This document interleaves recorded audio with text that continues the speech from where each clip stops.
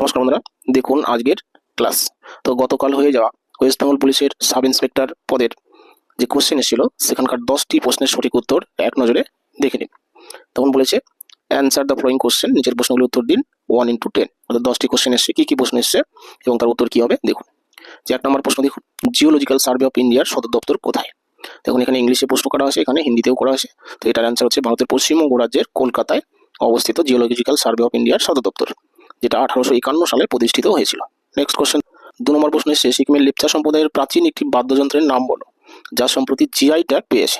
তো এটার অ্যান্সার বন্ধুরা আমি দুটি লিখেছি, দেখুন যে দুটি বাদ্যযন্ত্র, একটা হচ্ছে তুংবুক আর একটা হচ্ছে পোমটং।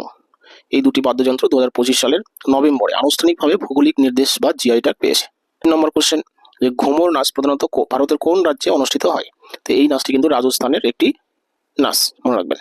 4 নম্বর কোশ্চেন এসছে, বিশ্বের প্রথম কোন দেশ বিশ্বব্যাপী প্রজন্মগতভাবে তামাক ব্যবহার নিষেধাজ্ঞা চালু করেছে? তো এটার অ্যান্সার হচ্ছে বন্ধুরা মালদ্বীপ, মনে রাখবেন। 5 নম্বর কোশ্চেনটা কি এসছে দেখুন, ইউএন ওয়ার্ল্ড আরবানাইজেশন প্রসপেক্ট 2025-এর রিপোর্ট অনুযায়ী পৃথিবীর জনবহুলতম শহর কোনটি? তো জানি এটা আমরা কি, জাপানের টোকিও ছিল জনবহুলতম, কিন্তু বন্ধুরা 2025 সালের হিসাবে কিন্তু এটা ইন্দোনেশিয়ার রাজধানী জাকার্তা হচ্ছে বিশ্বের জনবহুলতম শহর।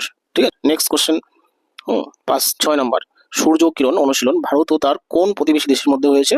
তো এটা হয়েছে কি ভারত আর নেপালের মধ্যে, মনে রাখবেন সূর্য কিরণ। দেখুন 7 নম্বর প্রশ্ন এসেছে, ভারত কোন দেশের বিপক্ষে প্রথম আইসিসি মহিলা একদিনের আন্তর্জাতিক বিশ্বকাপ শিরোপা জিতেছে?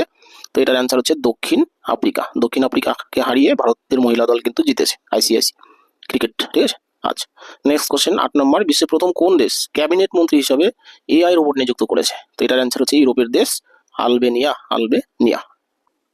এরপরে 9 নম্বর কোশ্চেন এসে, ক্যান্সারের চিকিৎসার জন্য কোন মৌলের আইসোটোপ ব্যবহার করা হয়? এটা মনে রাখবেন কোবাল্ট 60 বা এইভাবে কিন্তু আসতে পারে CO60।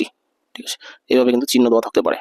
আচ্ছা 10 নম্বর কোশ্চেন কি এসছে দেখুন, যে 2023 সালের জন্য কাকে 2025-এ দাদা সাহেব ফালকে পুরস্কার দেওয়া হয়েছে? এটার অ্যান্সার হচ্ছে কি মোহনলাল। মালায়ালম অভিনেতা মোহনলাল হচ্ছে এই পুরস্কারের প্রাপক। ঠিক আছে, আচ্ছা তো এই হলো বন্ধুরা আজকের ক্লাস। আশা করি ক্লাসটি ভালো লেগে থাকবে। যদি ক্লাসটি ভালো লেগে থাকে অবশ্যই লাইক কমেন্ট শেয়ার করবেন। পরবর্তীতে এরকম আরও ভিডিও পেতে চ্যানেলটি সাবস্ক্রাইব করবেন। আচ্ছা তাহলে থ্যাংক ইউ।